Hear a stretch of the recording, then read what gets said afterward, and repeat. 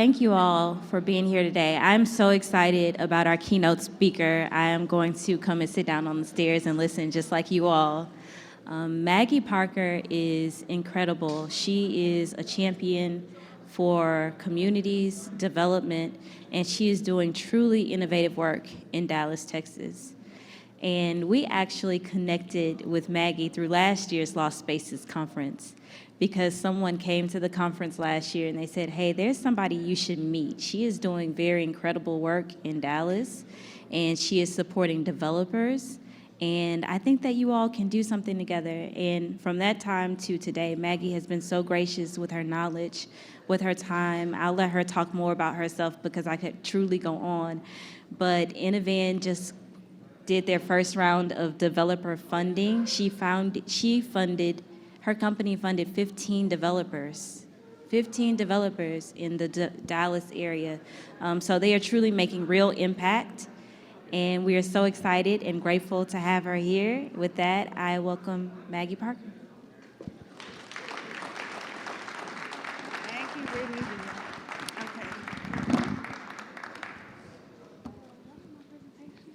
Yes.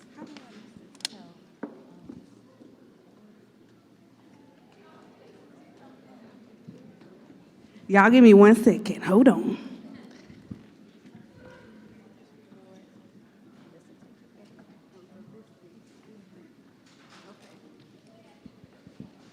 All right, y'all. Good afternoon. While we're pulling up the slides, I just want to tell you all thank you for being here today. It means the world to really just be in a space with like-minded people who want to change communities, people who will take a Saturday out of their time to do this work. And so for me, that's the fun part, right? It's just being able to be in the room, enjoy each other, find your tribe, and really just, again, get inspired by other people. So as they're pulling up the presentation, I'm gonna go ahead and just start talking about myself because that's the first couple of slides. And really the title of my keynote and what I'm talking about today is really looking at like how do you start to define your desired impact? In that conversation, I really think to kind of, I guess, introduce to you all who I am. Hold on 1 second. Jason, Brittany, y'all good? Y'all got it coming up? Okay. Got you. So let me back up and just say, sorry, I gotta get my mind back together. So my name is Maggie Parker. I'm from Dallas, Texas. I know there's a Dallas-Houston rivalry thing going on, but today we're gonna be family. It's fine. And so being from Dallas, I was able to just absorb all the things that have been going on, but really, again, take my experience, leave, do a ton of school, and then move back to Dallas in 2015. And moving back to Dallas, I started to work with the Real Estate Council, where we funded community-oriented real estate deals. So I was a lender on a lot of say small retail, small affordable housing projects, and so lent around about $5 million over 4 years, did a lot of technical assistance for folks to get ready for deals. But as I then transitioned into starting my company, which is Innovan Neighborhoods, I got onto the development side. And so on the development side, my company is a partnership between myself and a group called Matthew Southwest. They have a 30-plus year development track record, doing a variety of projects. I think everything from convention center hotels to 1,000-acre master plan developments, right? So in that partnership, it gives me a lot more capacity than I would otherwise if I was just starting from scratch. And so started that work in 2019. In starting Innovan, there's 3 projects that I mainly work on. And if we get the presentation up, I can show you all the pictures. One is a 24-unit single-family scatter site development in a neighborhood called The Bottom. Got about $2.2 million in funding, both from the city and the county, to subsidize that to be at 80% of AMI. That's about a $5 million project across all of those projects. The second development project I'm working on is in the city of Fort Worth. It is a 45-unit townhome development 11 of those units are live workspaces. And so that project is about a $20 million project, and then getting about $3.8 million from the city to help subsidize that as well. Let me show you my pictures. Hold on. Okay, y'all, I'm struggling today. Can y'all advance the slides for me? Keep going. Keep going. Keep going. Let's go some more. I talked through all these already. Okay, so this is the first house in the bottom neighborhood. So we're really across from from downtown Dallas. And so this is the first 2 of 24 scattered site in a neighborhood called the bottom. You can go to the next slide. So the next slide, this is the 45-unit townhome development off of Berry and Stalcup. Go back for me. So on this project, I'm partnering with a local developer where essentially they have the knowledge, because Dallas and Fort Worth are 2 different areas, and so they know Fort Worth very, very well. And I'm bringing the development expertise, the financing capacity, et cetera. On the other deal in the bottom, I'm partnering with a nonprofit, and so they are tied to a local church. So again, they have a lot of relationships already in the neighborhood and leveraging that to do deals. We can go to the next slide. So this is my largest deal, which is a 16-acre subdivision with single-family and townhome units, 200 units. This one day I'll be able to tell the full story, but right now I'm stuck in political mumbo-jumbo, so we're going to leave it and that. But it's on its way. Significant funding should be committed from the county in the next month, upwards of $12 million for this project through the American Rescue Plan Act, so ARPA. So as you may have noticed, most of my projects are in partnership with local governments, as well as getting significant funding to either address development challenges or provide affordability, et cetera. So with that in mind, this is just a little bit of context of what I'm working on, so you know the things that I'm talking about when it comes to what it looks like to really I'd say frame your desired impact or implement your desired impact. These are the things that I'm working on and or doing. And as Brittany mentioned, I also have an initiative called the the Community Developers Roundtable. And that initiative, I'll talk about that at the end. So you can go to the next slide. So when I was talking to Jason and Brittany today, they asked me to talk about what does implementation look like. And so for me, I tried to reflect on what are the things that for me kind of propelled me over the last couple of years to do the work that I've been able to share with you. And it really came down to this statement, which is implementing our desired impact is about framing our 20-year vision through intentional commitments and strategic relationships. All words that you've heard before, right? But I just want to give you some additional thoughts to add to your repertoire. So let's go to the next slide. And before we get into that though, I do think it's actually important to frame why this work is even necessary, why you are all even here today. We know that there's very few representation of both Black and Hispanic developers in the real estate industry, right? And so there was a recent article through Grove Impact where they talked about not just the lack of representation, but also what is the economic impact if you actually removed all the constraints for Black and Hispanic developers. So we see the stats here, there's plenty more, but this is just some that I pulled, but also that when we look at what the economic impact would be, tens of thousands more developers could be in place, $106 billion in new revenue each year, 1.7 million new jobs, right? So as we all think about the growth of our companies, the growth of the opportunity in real estate development, then this becomes advantageous for us to be paying attention to. Okay, so let's go to the next slide. Okay, so I'm just gonna break down this sentence and go through some of these components and things that I see that ends up being a hurdle for a lot of people. So let's just start with desired impact. So I think a lot of times we have this thought of okay, I want to impact change in my neighborhood, right? Well, there's a lot of ways to do that. You can do that through real estate development. You can do that through impact investing, community land ownership. I can go on and on and on. You can go to the next slide.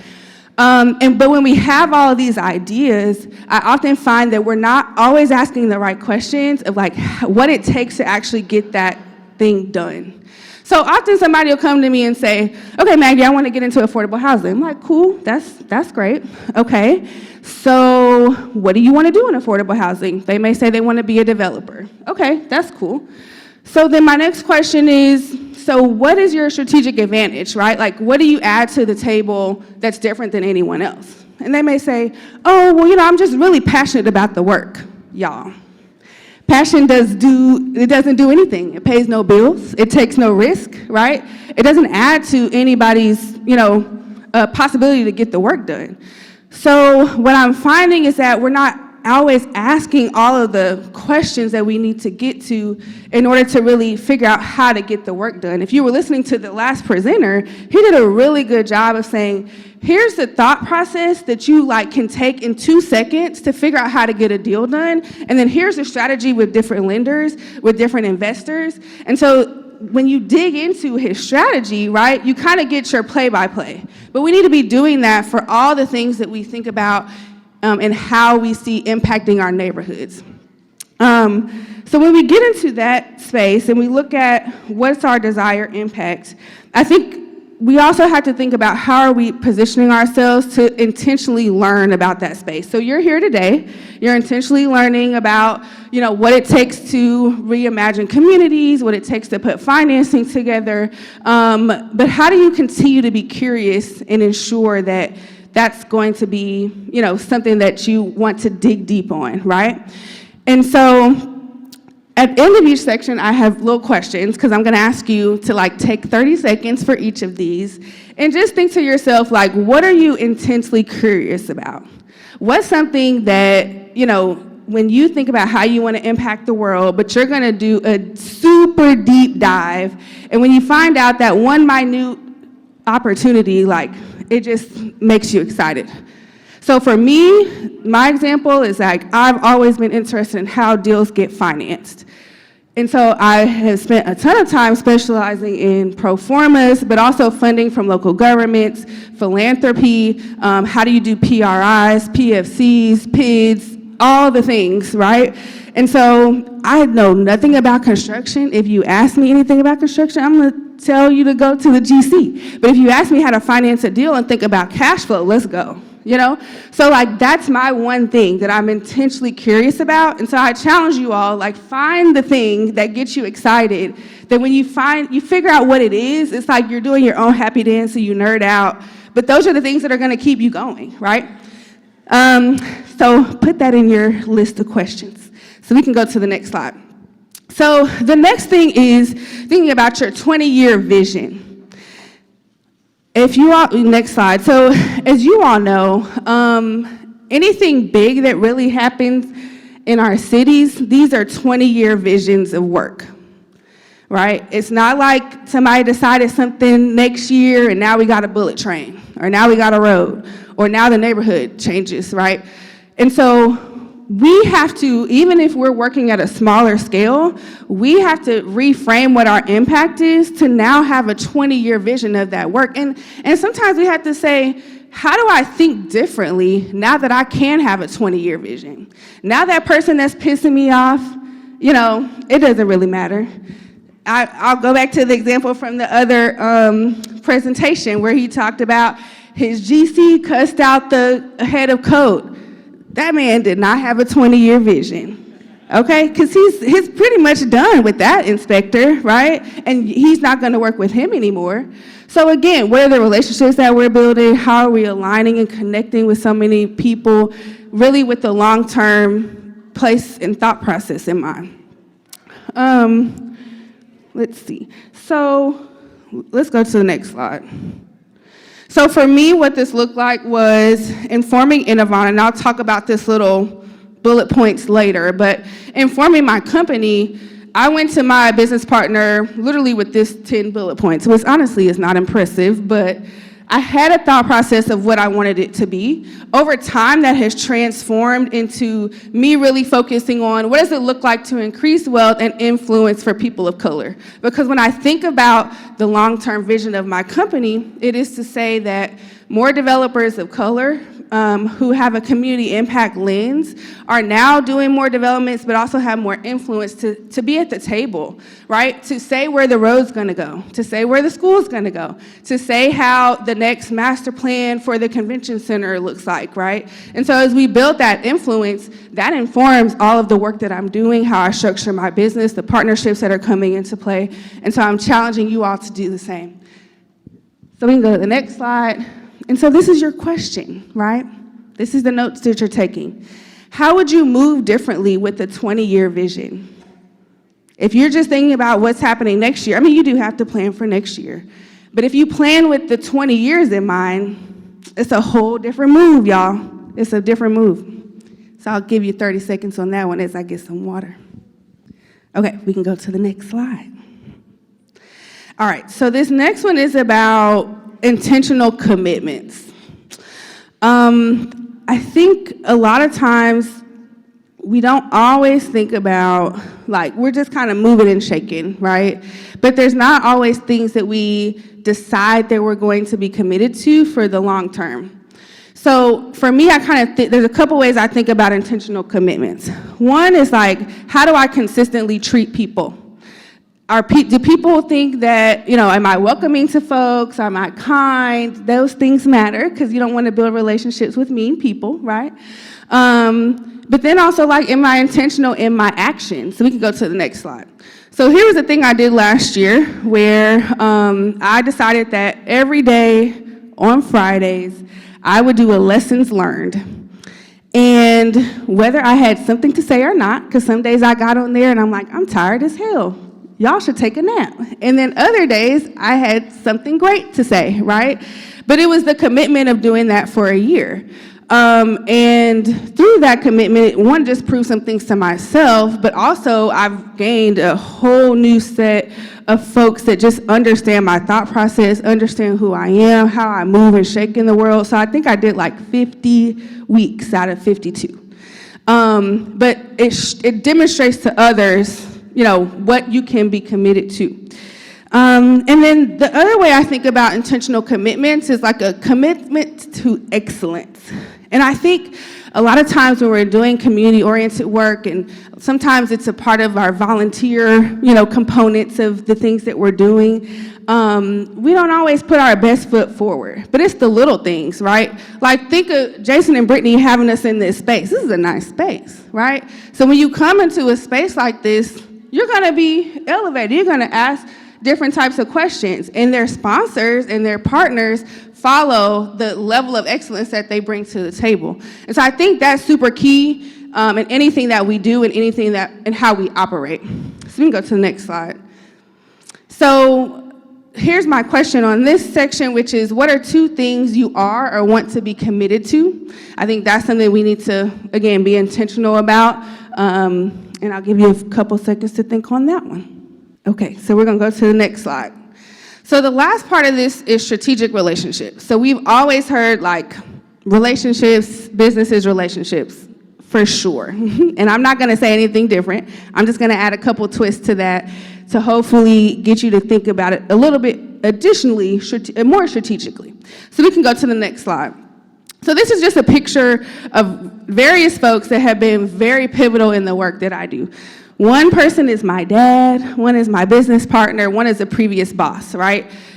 All these 3 people, these are 3 bottom pictures, they are extremely influential in their own space.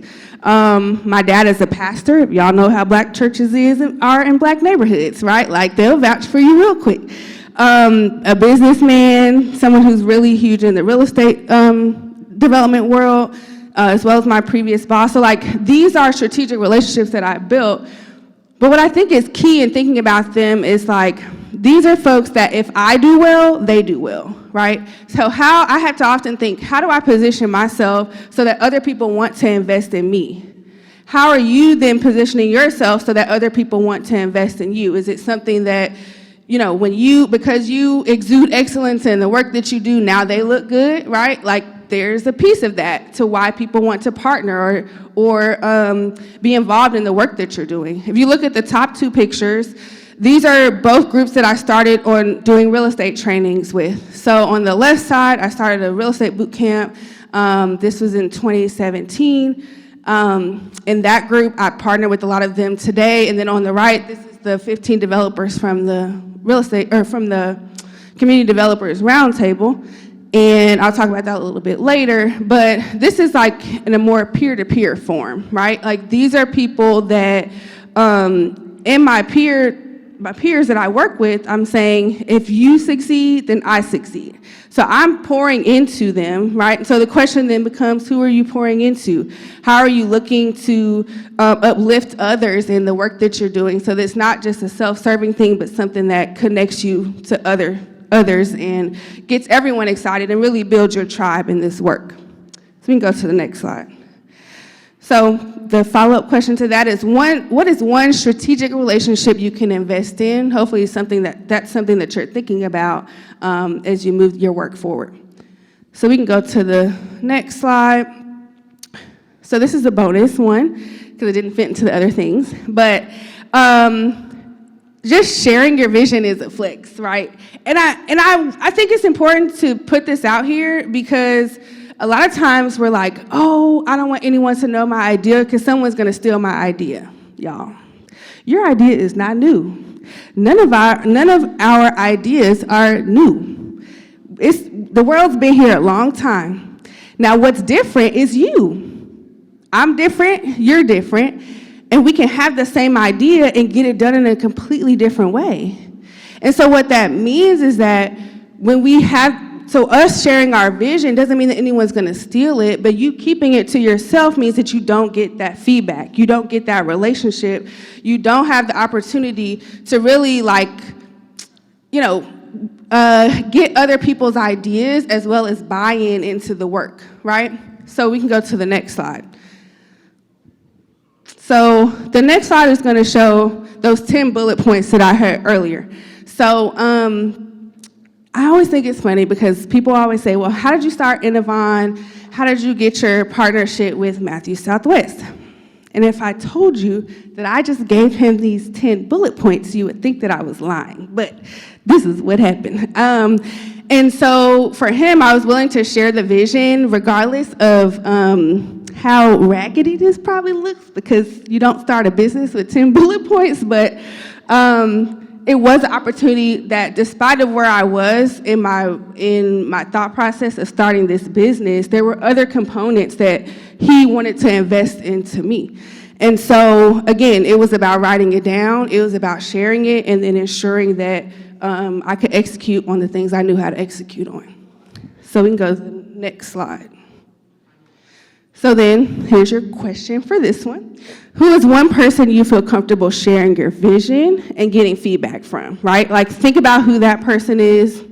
You should be texting them, emailing them, getting some coffee with them in the next week, because that's how your work moves forward, is building community and sharing your vision with other folks. So we can go to the next slide. All right, so I went through all of that, and all of that really to actually start talking about the Community Developers Roundtable, which is essentially a case study for all of the things that I just discussed. So the Community Developers Roundtable, it is a network of community-oriented developers, all people of color. We're in Dallas, and these are folks who at least have 2+ years of experience. They've already done projects, which is key. They've already gotten financing, so they had to give referrals from their financing partners. And I raised $1.7 million to have a 2-year pilot for really to just provide them additional resources to increase their wealth and influence in Dallas. $1 million of that goes to a pre-development fund. That pre-development fund basically covers land acquisition, all the early stage costs, so permits, architectural fees, environmental, et cetera. Up to 20% of those loans are forgivable. We have funding for executive coaching. We do funding for staff capacity grants if any of their staff wants to take training. We are about to launch retainers with CPAs, so people can kind of get their balance sheet, tax returns, et cetera, in order. There's probably one or two other things, but that's what I can think right now. But anyways, we meet monthly, and as well as have different kind of networking events. So that's a picture of our business dinner with a lot of our bank partners that we have about 20 plus partners, and then we'll have a bus tour later this year to highlight everyone's projects. So there we go. So let's just talk through how does this fit and apply to what happened with the roundtable. So when I talked about my desired impact, I was very specific about that. And I think I mentioned this earlier, but I always say my company, Innovon, is successful when there's other developers of color so people who look like me that are doing community-oriented deals, but then they have a space that they can be incubated in. I'm essentially incubated under another developer. And so me being able to articulate what that looks like makes the roundtable actually a stepping stone, even though it's kind of a side initiative for me in addition to all the development projects. It makes it a stepping stone into thinking how I build my company. So we can go to the next slide, because really all this fits into the 20-year vision that I have for Innovon. And not just Innovon as a company, but our impact and other developers' impact in the city of Dallas. Next slide. So that means we're looking at doing, and it's done through intentional commitments, right? And some of that is intentional commitments to excellence. Some of that is intentional commitments to the relationships that we're building and the people that we support. But lastly, it's through these strategic relationships. And so that really comes in, and this is where sharing your vision as a flex comes into mind. So the roundtable actually started, this is probably like the 5th iteration of things that I had wrote down with this concept. And so spring of 21, I just decided to meet with a funder friend at a foundation, and I said, hey, do you mind just giving me some feedback on this concept, right? And she gave me her feedback, but a week later, she calls me and says, hey, there's actually a group of funders. We're having a quick conversation. You should come and just tell us about what you're doing. From that conversation, there's about 5 or 6 funders on that call. They were very interested in the deal, and I said, oh, so y'all want to fund it? Well, then let's go. I'm literally just bouncing ideas off of somebody, turned into capital that wanted to roll with it, right? And so from fall of 21 to fall of 22 when we launched, that's when we were able to raise I was able to raise I raised 1.3 million at that point, and then since then, additional 400,000. So that was a strategic relationship. And as I mentioned before, with are they popping bottles? Okay. It's a lot going on. So with that, sorry, I distracted myself. With that, the developers in the group are also strategic relationships, because as you all know, a lot of us seem to feel like we're doing this work by ourselves, right? And there's a lot of lessons that we can learn from each other, that if we just had an opportunity and had the opportunity to trust and build community with each other, we could actually not get into a lot of the hurdles, right? So for me, people will come to me all day, and I'll help with the cash flow side, and as they think about working with the city, et cetera. Other folks, I go to them if I have design issues, if I need referrals for GCs, et cetera. So that kind of relationship and helps us all to grow, honestly, a lot faster and to mitigate a lot of the hurdles that we would have if we were by ourselves.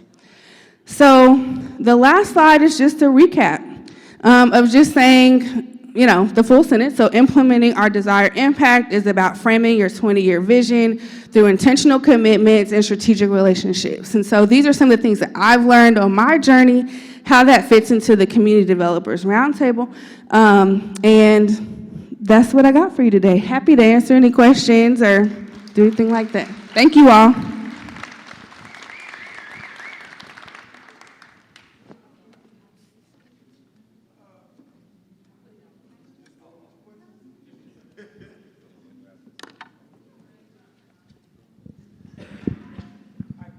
Test. Now We want everybody to be able to hear you. Wait, who we talking? Right, yeah. Raise your hand. Where'd you go? Okay. Thank you. All right, wonderfully enjoyed you.